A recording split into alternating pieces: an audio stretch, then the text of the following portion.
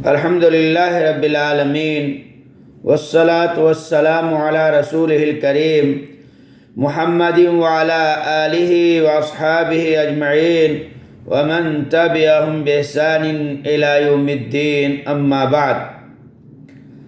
مشاہدین کرام السلام علیکم ورحمۃ اللہ وبرکاتہ۔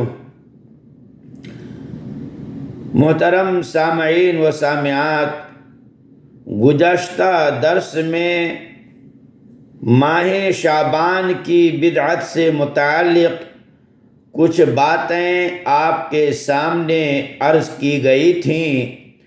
مزید باتیں آج کے اس مختصر ملاقات میں ملاحظہ کیجیے۔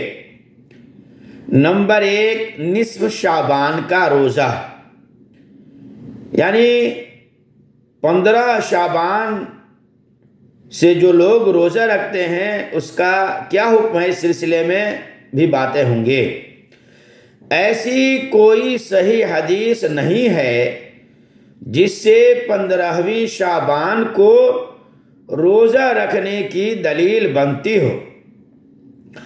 صحیح احادیث سے شعبان کا اکثر روزہ رکھنے کی دلیل ملتی ہے، جیسا کہ پچھلے درس میں متعدد احادیث گزری ہیں۔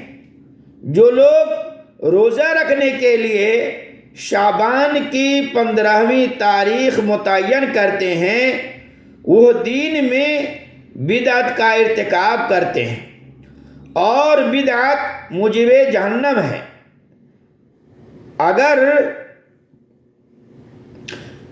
اگر کوئی آدمی کہے کہ 15ویں شعبان کو روزہ رکھنے سے متعلق حدیث ملتی ہے تو میں کہوں گا کہ ایسی روایت گڑھی ہوئی اور بناوٹی روایت ہے۔ جو گڑھی ہوئی روایت کو نبی کریم صلی اللہ علیہ وسلم کی طرف منسوب کرے اس کا ٹھکانہ جہنم ہے۔ اللہ کے نبی صلی اللہ علیہ وسلم نے فرمایا، من کذب علی متعمدا فلیتبوأ مقعدہ من النار، یعنی جو اپنے نبی صلی اللہ علیہ وسلم پر جھوٹی بات گڑھے یا ان کے طرف جھوٹی بات منسوب کرے وہ اپنا ٹھکانہ جہنم میں بنا لے۔ نمبر 2، نصف شعبان کی رات کا قیام۔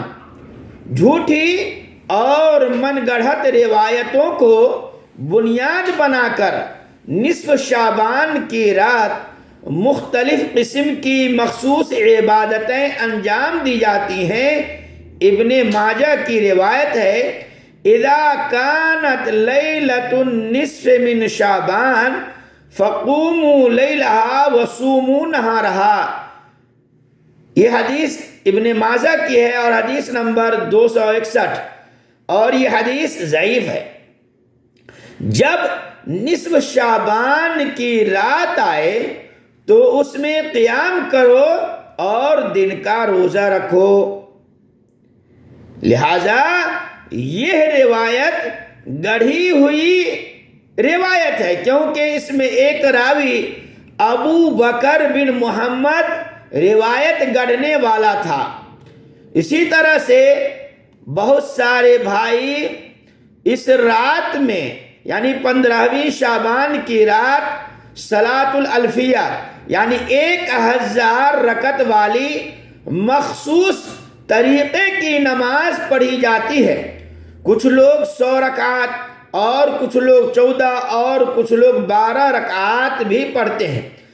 اس قسم کی کوئی مخصوص عبادت نبی کریم صلی اللہ علیہ وسلم اور آپ کے اصحاب کرام رضوان اللہ علیہم اجمعین سے منقول نہیں ہے۔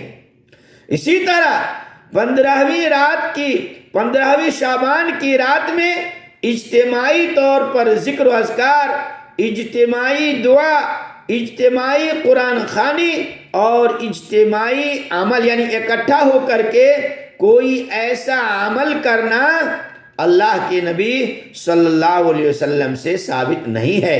لہذا بھائیو، ان جو ہے سارے خرافات و بدعات سے، یہ جو ہے برے رسم و رواج سے ہمیں اور آپ کو بچنے کی ضرورت ہے۔ نمبر 3، شب برات کا تصور۔ 15ویں شعبان کی رات کو مختلف ناموں سے موسوم کیا جاتا ہے، مثلا لیلۃ المبارکہ برکتوں والی رات، لیلۃ الصق تقسیم امور کی رات، لیلۃ الرحمہ نزول رحمت کی رات۔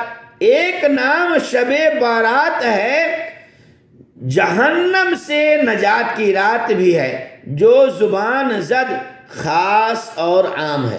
حقیقت میں ان ناموں کی شرعاً کوئی حیثیت نہیں ہے۔ لیلۃ المبارکہ نصف شعبان کی رات کو نہیں کہا جاتا ہے، بلکہ شب قدر کو کہا جاتا ہے۔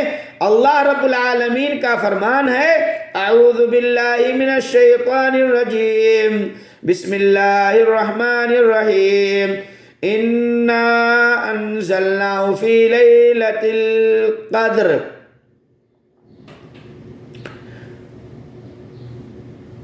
اللہ نے فرمایا، انا انزلناہ فی لیلۃ مبارکہ انا کنا منذرین، سورہ دخان آیت نمبر 3۔ یقیناً ہم نے اس قرآن کو بابرکت رات میں نازل کیا ہے، کیونکہ ہم ڈرانے والے ہیں۔ اور پھر اللہ تبارک و تعالی سورہ قدر میں فرمایا، بسم اللہ الرحمن الرحیم، انا انزلناہ فی لیلۃ القدر، ہم نے اس قرآن کو قدر والی رات میں نازل کیا ہے۔ بھائیو، تو لیلۃ المبارکہ یا لیلۃ القدر جو ہے رمضان میں ہے، نہ کہ ماہ شعبان میں۔ اسی طرح سے تقسیم امور بھی شب قدر میں ہوتی ہے۔ بعض لوگوں کا یہ عقیدہ ہے کہ جو ہے اسی جو ہے ماہ شعبان میں کچھ ایسے امور ہے جو تقسیم ہوتی ہے۔ اور یہ یاد رکھیے کہ نصف شعبان کی رات اور اسے لیلۃ الرحمہ کہنے کی بھی کوئی دلیل نہیں ہے۔ جہاں تک شب برات کی بات ہے تو وہ بھی اللہ کے نبی جناب محمد رسول اللہ صلی اللہ علیہ وسلم سے ثابت نہیں ہے۔ اس کے لیے جو دلیل دی جاتی ہے وہ ضعیف ہے۔ آگے اس حدیث کی وضاحت آئے گی انشاءاللہ۔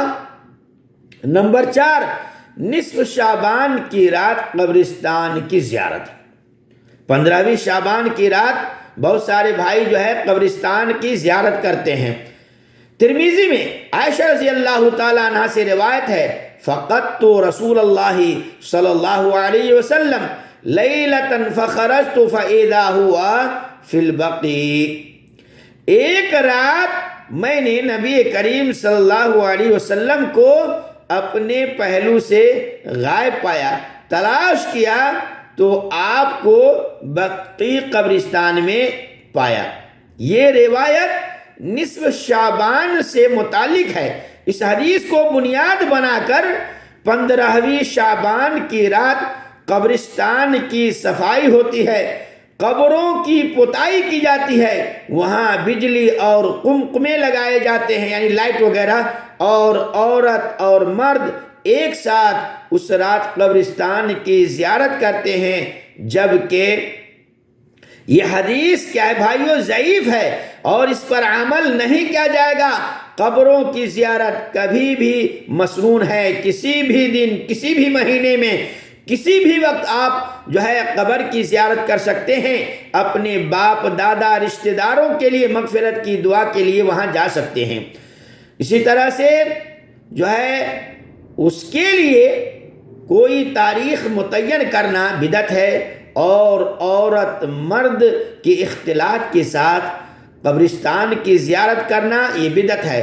قبر پر میلہ ٹھیلا لگانا کبھی بھی جائز نہیں ہے۔ اللہ کے نبی صلی اللہ علیہ وسلم نے اپنی امتوں سے کہا تھا، لا تتخذوا قبری عیدا، میرے مرنے کے بعد میری قبر کو میلہ ٹھیلا کی جگہ نہیں بنانا۔